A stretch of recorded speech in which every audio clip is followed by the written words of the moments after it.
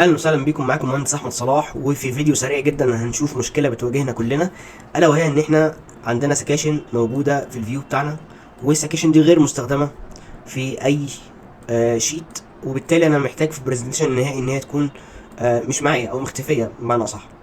فازاي هعمل ده بعيدا عن الطريقه التقليديه ان انا هاجي عند كل سيكشن مش عايزه في الفيو ده هعمل له هايد فيو؟ طبعا دي طريقه غلط جدا ومش حل بيم عامه. هنشوف هنعمل ده ازاي دلوقتي.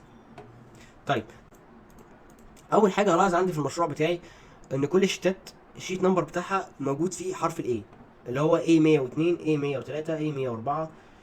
كل الشيتات بتاعتي المستخدمه موجود فيها حرف الاي. فانا هستغل الحته دي وهعمل فلتر. هدخل على visibility and graphics، هاجي فلترز، هعمل فلتر جديد من هنا. هاجي اسمي الفلتر بالاستخدام بتاعه بالظبط. يا ريت يا جماعه لو احنا بنعمل اي فلتر نسميه بالاستخدام بتاعه، علشان لو حد تاني من التيم بتاعنا شغال على نفس المشروع يكون عارف الفلتر ده بيعمل ايه. فانا هنا هسمي الفلتر بتاعي hide unused sections، وهدوس اوكي.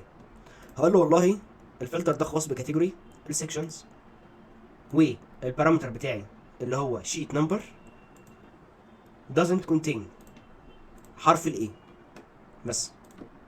وهاجي هنا في الاد هقول له الفلتر اللي انا عملته اللي هو hide sections unused sections.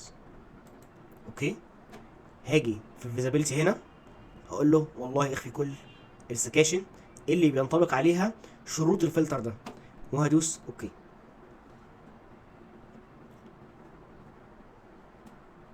هلاقي عندي هنا النتيجه ان مفيش غير قطاعين هنا هما اللي مستخدمين عندي، وهم دول اللي باينين. طبعا الميزه هنا ان انا اقدر اضيف الفلتر ده على اي فيو تاني او ادخله اي فيو تمبلت، بحيث ان انا اطبقه على مجموعه من الفيوهات زي ما انا عايز.